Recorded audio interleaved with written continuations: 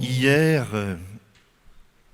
je vous ai évoqué, ou du moins je vous ai rappelé une chose très simple et essentielle, et c'était Dieu. Enfin, vous étiez là ou pas? En vous recitant le pape, Dieu t'aime.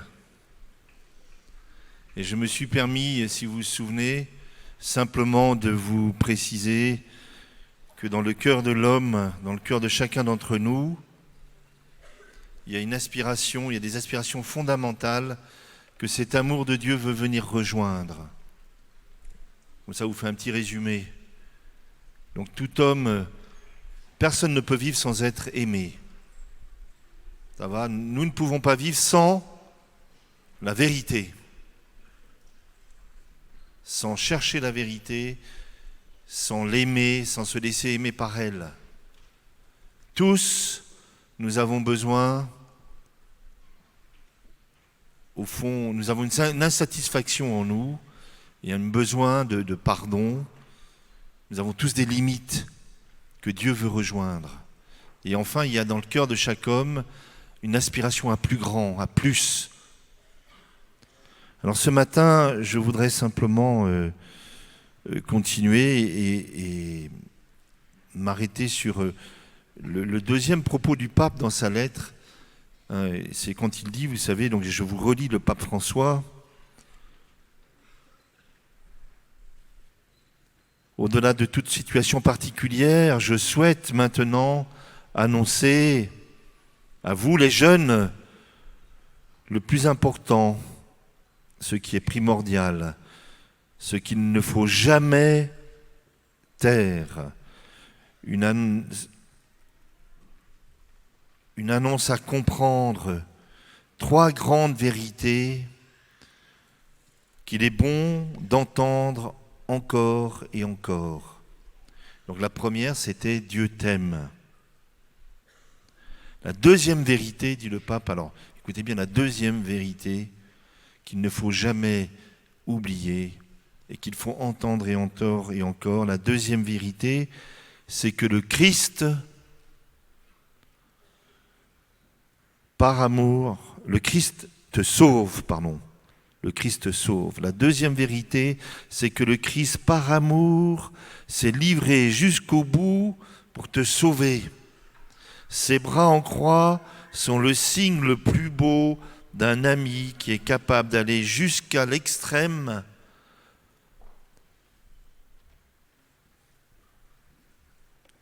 ayant aimé les siens qui étaient dans le monde, il les aima jusqu'au bout. Le Christ nous a sauvés de nos péchés sur la croix et continue à sauver, à nous racheter aujourd'hui avec le même pouvoir de son don total. Regarde le Christ,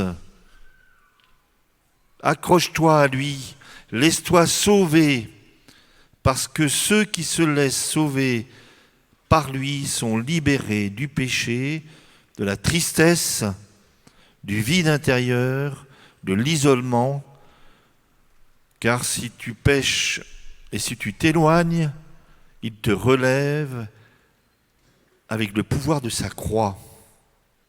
L'amour du Seigneur est plus grand que toutes nos contradictions, que toutes nos fragilités, que tous nos péchés.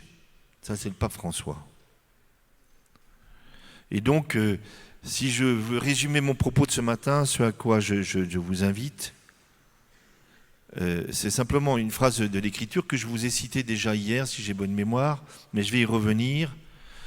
Ce ne sont pas les gens bien portants qui ont besoin du médecin, mais les malades. Je ne suis pas venu appeler les justes, mais les pécheurs. Alors, simplement, vous savez dans quel contexte, à quel moment de l'Évangile, Jésus tient ses propos. Est-ce que vous vous souvenez? Vous connaissez un peu l'Écriture ou pas? Je ne sais pas trop ce que vous lisez.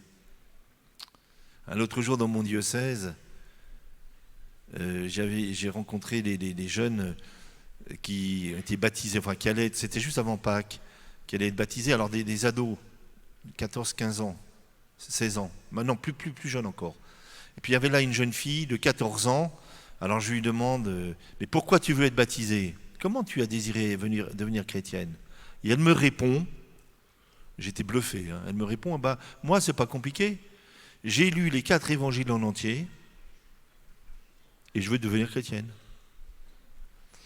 Et alors, du coup, sa famille, qui n'est pas chrétienne du tout, eh ben, ça a tellement ébranlé les parents qu'on prépare aussi les parents au baptême. Alors je me suis dit, moi j'aimerais bien que tous les chrétiens de mon diocèse aient lu les 4 évangiles en entier. Vous avez déjà lu les 4 évangiles en entier? En entier, hein? Ben, vous allez faire ça, c'est-à-dire que vous allez commencer, ceux qui n'ont pas commencé, vous allez lire en entier. Puis quand vous aurez fini, vous savez ce que vous faites, vous recommencez. Comme ça, toute votre vie. Vous devez, alors je vous donne, c'est un conseil de vieux. Ayez toujours un évangile en lecture, tout le temps, tout le temps, tout le temps, tout le temps. Vous allez voir ce qui va se finir par se passer. Au bout de 30 ans. Parce que la fidélité, c'est pas 2 mois. Hein. Ceux qui me disent, oh, je suis fidèle, ça fait 6 mois que je suis fidèle. Tu parles. C'est gentil. 6 mois, c'est mignon. Non, mais quand vous aurez 30, 40 ans de fidélité, là, vous commencez à être crédible. Mais si vous lisez l'Évangile pendant 30 ans tous les jours, vous allez voir, sans vous en rendre compte, vous ne serez plus les mêmes. Alors je continue. Et donc ce passage de Jésus qui dit, donc je suis venu appeler les pécheurs pour qu'ils se convertissent, je ne suis pas venu appeler les justes, ça se passe, et je vais vous lire ce passage.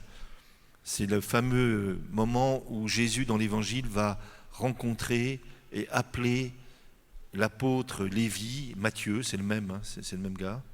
Et je vous lis ça, et je vous le dis dans Saint Marc. Les 4 évangiles le racontent, mais il dit Jésus... Attendez, je mets mes lunettes parce que je vieillis, je vois de moins en moins bien. Vous verrez bien quand vous aurez mon âge. Un Jésus sortit de nouveau le long de la mer. Toute la foule venait à lui et il les enseignait. En passant, il aperçut Lévi, fils d'Alphée, assis au bureau des impôts. Il lui dit « Suis-moi ». L'homme se leva et le suivit. Comme Jésus était à table dans la maison de Lévi, beaucoup de publicains, c'est-à-dire des collecteurs d'impôts, et beaucoup de pécheurs vinrent prendre place avec Jésus et ses disciples, car ils étaient nombreux à le suivre. Le scribe du groupe des pharisiens, voyant qu'il mangeait avec des pécheurs et des publicains, disait à ses disciples, « Comment il mange avec des publicains et des pécheurs ?» Jésus, qui avait entendu, leur déclara, « Ce ne sont pas les gens bien portants qui ont besoin de médecins, mais les malades. Je ne suis pas venu appeler les justes, mais les pécheurs. » Simplement sur ce texte, tout commence. Enfin, Jésus passe, c'est bon, avec la foule, vous voyez, passe, et tout d'un coup on dit, il aperçut, en passant, il aperçut Lévi. C'est-à-dire que tout commence par un regard. Tout d'un coup, dans la foule, Jésus voit Lévi. Et vous savez que Lévi, c'est donc un publicain. Vous savez ce que c'est qu'un publicain? Un publicain, c'était un collaborateur avec les troupes romaines. Ils collectaient l'impôt. En plus, ils avaient la réputation, et sans doute pas que la réputation, d'être des voleurs. Et en plus, ils étaient considérés comme impurs, parce qu'il y a des contacts avec les païens. Il avait tout pour plaire. C'est le dernier qu'on aurait été choisir. D'ailleurs, je ne sais pas si vous avez remarqué dans l'Évangile, Jésus choisit ses amis, c'est assez étonnant. Vous savez, il y a Matthieu, mais alors Matthieu, c'est incroyable. D'ailleurs, Matthieu va être très surpris. Et il y a ce fameux tableau du Caravage où on voit Jésus qui montre Matthieu, très surpris, qui dit « Moi, t'es sûr que c'est moi? Oui, c'est à toi que je parle. Oui. » Et il lui dira, il le voit et il l'appelle un pauvre et un pécheur. Alors Matthieu et Lévi va tellement être surpris qu'il va se lever et suivre le Christ, mais on y reviendra. Mais il est tellement content qu'il invite ses amis. Et ses amis sont des gens exactement comme lui. D'accord ? Moi, dans mon diocèse, quand il y a des baptisés adultes, il y en a de plus en plus de gens qui sont baptisés adultes. Moi, la consigne que je leur donne, maintenant que vous êtes baptisés, vous allez me rameuter tout le quartier. Vous allez me chercher vos cousins, la cousine, la tante Germaine, les voisins, les voisines. Et en général, comme c'est des gens qui reviennent d'assez loin, les gens qui le ramènent sont exactement comme eux. Puis vous m'invitez. Alors je suis invité. Et tous les ans, quand on en baptise un, en général, l'année d'après, on baptise la maman, la tante, la grand-mère. C'est comme ça, hein ? En tout cas, ce que je veux vous dire simplement, c'est que Jésus choisit et appelle les pécheurs. Vous savez, donc je dis, quand il choisit ses amis, effectivement, c'est assez surprenant. Vous savez, parmi les apôtres, vous avez Lévi, mais vous avez aussi, comment ils s'appellent, là, les deux frères, des arrivistes. Et vous savez comment ils s'appellent ? Jean et Jacques, les deux frères, les fameux fils de Madame Zébédée, là, les carriéristes. Il appelle des gens comme ça. Puis après ça, il va appeler, alors la meilleure, c'est encore Marie-Madeleine. Marie-Madeleine, c'est une prostituée. Et en plus, c'est lui, elle va la choisir, elle, pour être la première à annoncer la résurrection. Donc c'est assez... Regardez qui Jésus va chercher. Alors c'est pour ça que vous êtes là.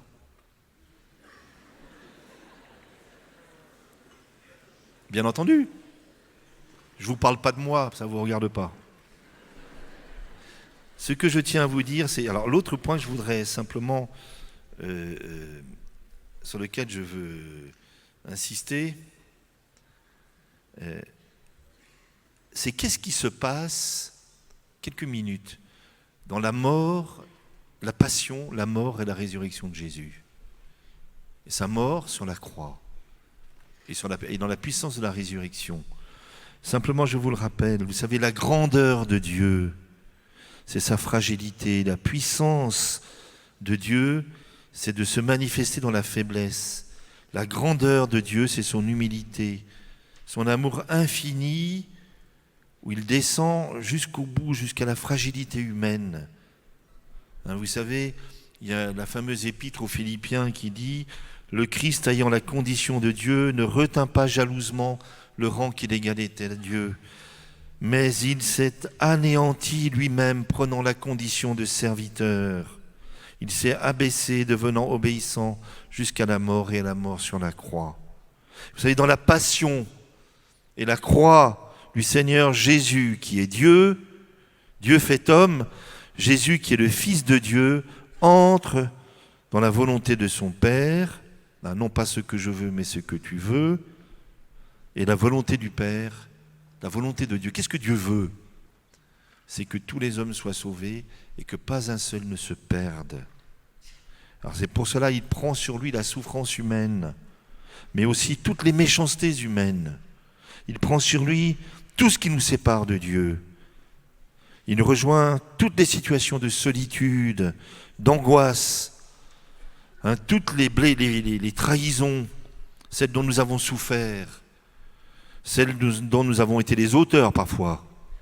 Il rejoint mystérieusement tous les condamnés, toutes les victimes, mais aussi tous les bourreaux, tous ceux qui se semblent abandonnés de Dieu. Il rejoint toute souffrance physique et morale. Et il entre dans la mort et il va tuer la mort.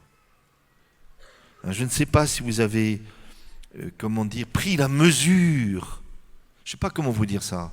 Quand on dit que Jésus a pris sur lui tous les péchés de l'humanité, ça veut dire qu'il a pris sur lui vos péchés, ceux que vous n'avez pas encore faits. Tous les péchés de l'humanité. Je ne sais pas si vous voyez toutes les guerres, tous les meurtres, toutes les injustices, tous les orgueils humains, toutes les jalousies, toutes les méchancetés, toutes les perversions. C'est pour ça que Thérèse, l'enfant Jésus, dira, sur la miséricorde, elle dit que le péché, c'est comme les péchés, tous les péchés de l'humanité sont comme une goutte d'eau dans une fournaise ardente. Vous savez ce que ça fait qu'une goutte d'eau dans une fournaise ardente ? Ça fait pchit. C'est fini. Et je voudrais que vous preniez, je ne sais pas comment vous le dire, preniez la mesure de l'immensité, de la puissance, mais aussi jusqu'où il va. Ça va? Pour vous faire comprendre mon propos, je voudrais simplement revenir aussi rapidement sur un autre passage de l'Écriture. C'est au moment de la dernière scène, quand Jésus, vous savez, dans Saint Jean, on ne raconte pas l'institution de l'Eucharistie, mais on dit que Jésus va laver les pieds de ses disciples. Vous vous souvenez de ça? Alors vous irez voir le texte, on dit que Jésus se lève, il enlève ses vêtements, c'est-à-dire qu'il se dépouille de lui-même. Il met le tablier de service et il va passer devant ses disciples un par un pour leur laver les pieds. Vous savez que dans la tradition juive, on lavait les pieds des gens parce que les gens marchaient pieds nus, ils avaient les pieds sales. Et donc c'était un acte d'accueil. Et c'était l'esclave de la maison ou le plus jeune, le dernier, qui faisait cela. Et quand ils vont voir les disciples Jésus le faire, d'ailleurs on va bien voir, ils vont avoir beaucoup de mal, entre autres Pierre. L'apôtre Pierre, quand il va avoir Jésus devant lui, qui va lui laver les pieds, il dit « Ah non ! Pierre n'accepte pas que Jésus soit humble, que Dieu soit humble. Il n'accepte pas. Il ne comprend pas. Et il va dire, non, c'est pas à toi, tu ne peux pas me laver les pieds, pas toi. Et Jésus lui répondra, si je ne te lave pas les pieds, tu n'auras pas de part avec moi. Et Pierre ne comprendra en fait cet acte qu'un peu plus tard, dans quelques heures, au moment où il va trahir le Christ et qu'il va voir le Christ le regarder et qu'il va se mettre à pleurer. À ce moment-là, il comprend. Avant, il n'avait rien compris. Donc, ce que je veux vous dire, c'est que je voudrais que vous reteniez ça aujourd'hui. Donc, Jésus, c'est ça qu'il a fait. Il vient se mettre à genoux devant chacun d'entre nous en demandant, est-ce que je peux, s'il te plaît, te laver les pieds? Vous savez, j'ai compris ça de manière très forte quand j'étais jeune prêtre. Vous savez, on fait ça dans la liturgie, le jeudi saint, on reproduit ce passage de l'Évangile. Le prêtre qui célèbre lave les pieds, on choisit 12 personnes en principe, et on leur lave les pieds. Et moi, la première fois où j'ai célébré le jeudi saint, alors ça va faire, c'était vraiment il y a longtemps, j'étais les JMJ, Journée mondiale de la jeunesse, qui avait lieu, ça vous le savez sans doute pas, à Buenos Aires, en Argentine, et c'était au moment de la Semaine Sainte. Parce que les premières JMJ, c'était les rameaux à l'origine. Et j'étais le seul prêtre français là-bas, dans la délégation. On était comme 3 millions de personnes, hein, vous savez, on n'est pas les premiers. Hein.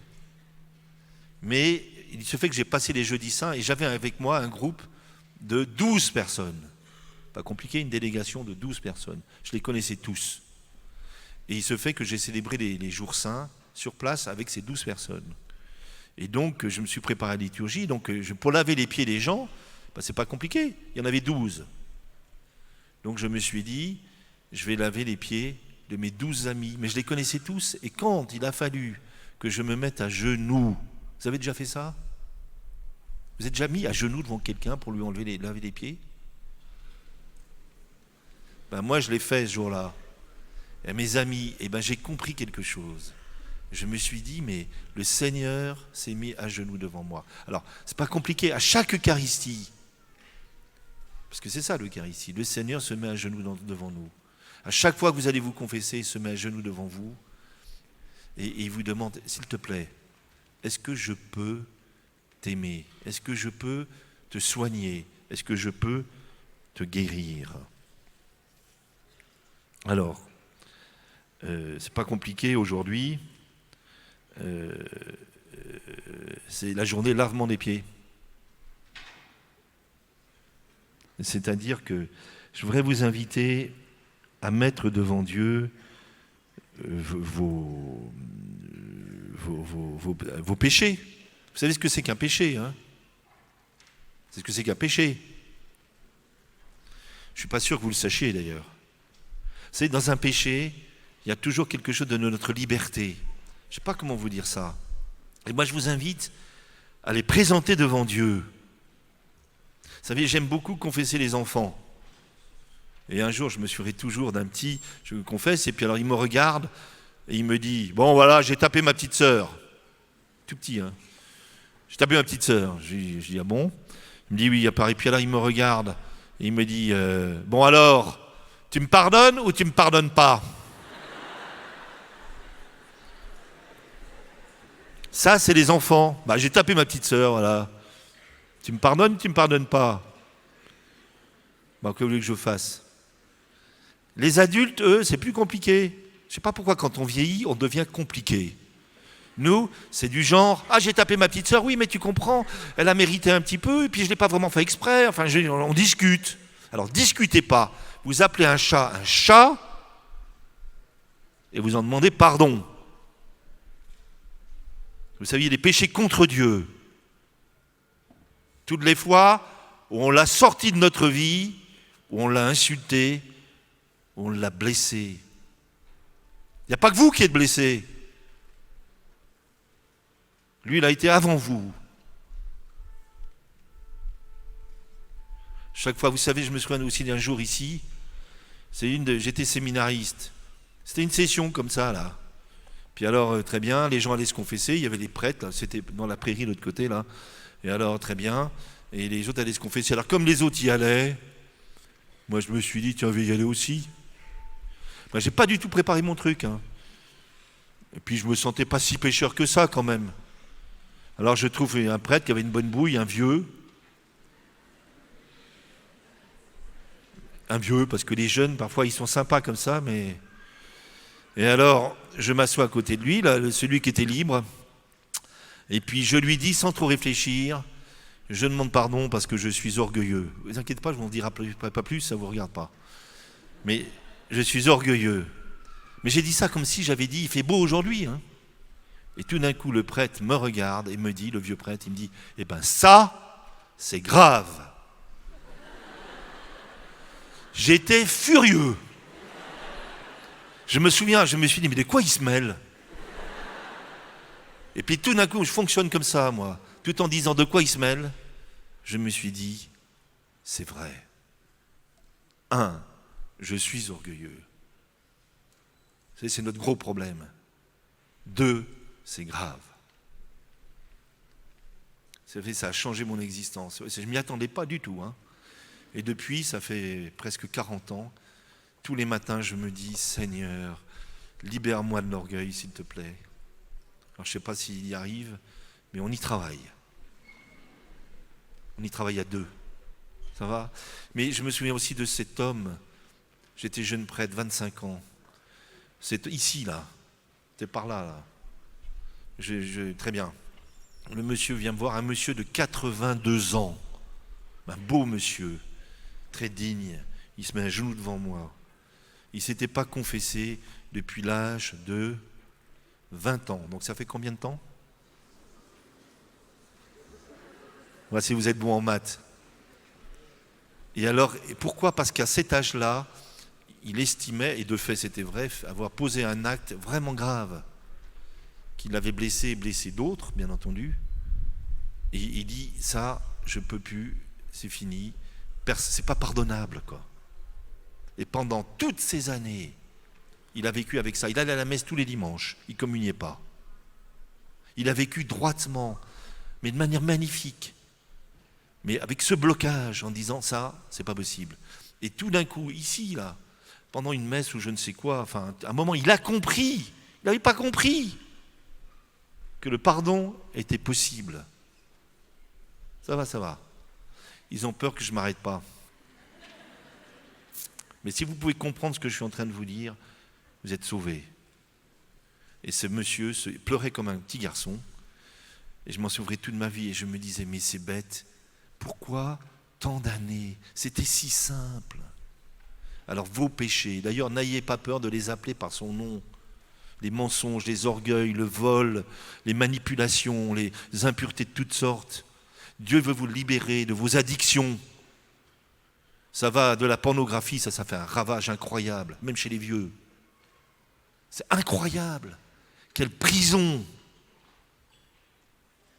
Mais ça va, même maintenant on peut être addict, mais c'est pas toujours un péché, mais parfois. Même à ce machin. Ça va? Mais il veut vous guérir de tout. Alors, il y a vos péchés, puis il y a vos blessures. Des choses qui vous ont blessé et qui vous gardent dans une tristesse. Vous savez, le propre de la blessure, c'est qu'elle nous fait douter de tout. Et surtout de l'amour, de notre capacité à aimer et d'une capacité à nous laisser aimer par les gens. Vous savez, on dit dans l'Écriture, qu'est-ce qui s'est passé sur la croix? Par ces blessures, nous avons été guéris. Ça va? Alors, ce n'est pas compliqué aujourd'hui, et je m'arrête. Je vous invite à ne pas avoir peur de reconnaître vos péchés. C'est-à-dire, ça, c'était de ma faute. J'en demande pardon. Je vous invite aussi à ne pas avoir peur de déposer, de poser même, je ne sais pas comment il faut faire ça, de poser ce qui vous a blessé, ce qui vous fait souffrir, vos angoisses, vos solitudes extrêmes. Vous les posez, vous savez, comme sur la blessure du Christ. Ça va? Ça, vous faites, je ne sais pas comment il... Puis vous dites, Seigneur, guéris-moi. Voilà, c'est un peu rapide, mais j'aimerais tellement que vous compreniez cela. Il te sauve. Il te sauve. Est-ce que le salut est possible? Est-ce que quelqu'un peut me sortir de mon marasme? Est-ce que c'est possible? Eh bien oui. Puis je termine, je me souviens toujours aussi d'un jeune homme, et c'est en vous parlant, c'était un jeune étudiant ingénieur, je me souviens. Et alors il vient se confesser, enfin tu vois, il débarque devant moi. Et puis alors, il avait été poussé par ses copains, à mon avis. Il faut que tu ailles voir le prêtre, il faut que tu ailles voir le prêtre, il faut que tu ailles voir le prêtre. Et il est là devant moi, et puis il me raconte toutes ses affaires, sa souffrance, sa vie et tout ça. Et puis il me dit, ah, ça fait du bien de parler. Puis après il se lève et il s'en va. Alors je l'attrape par le pantalon, là, je dis, non, attends, c'est pas fini. Hein. Il dit, ah bon? Je dis, non, c'est pas un entretien psychologique. Non, mais non, tu sais, c'est l'essentiel va commencer, tu sais maintenant, tu sais. Alors je dis, mais tu sais que Jésus a pardonné les péchés? C'est Jésus, Fils de Dieu, il a pardonné les péchés. Il me dit, ah bon? Ben, je dis, oui. Ah bon? Il dit, oui. Et j'ai dit, tu vois, moi, le prêtre que je suis, le pauvre mec que je suis, là, il s'est ordonné prêtre, je peux, au nom même du Christ, ou à travers moi, le Seigneur Jésus peut pardonner tes péchés, à toi. Il dit, ah, c'est incroyable. Je dis, oui, c'est incroyable. Et je dis, c'est ça que tu veux? Ah bah oui, mais je sais pas, moi. Alors j'ai dit, écoute mon lapin. Non, je ne veux pas dire mon lapin. Je dis, mon gars, tu vas prendre 1 heure, tu vas attendre un petit peu, tu vas aller 1 heure devant le Saint-Sacrement. Tu vas réfléchir à tout ce que tu m'as dit là, parce que c'est tes péchés dont tu m'as parlé. Et si tu veux vraiment le pardon, jusqu'à en pleurer, tu reviens. Alors je me suis dit, mon Dieu, pourvu qu'il revienne. 1 heure après, je l'ai vu arriver, c'était plus le même. Il dit, bah oui, je demande le pardon de mes fautes. Bah oui, vous savez, c'est ça que je vous souhaite. On ne fait pas les trucs à moitié, on n'est pas dans l'affectivo, gulu, la confiture, quoi, qui colle. On avance et on fait acte de foi dans la puissance du pardon et de la miséricorde, et de la puissance de l'amour et de la guérison du Christ lui-même. Merci beaucoup.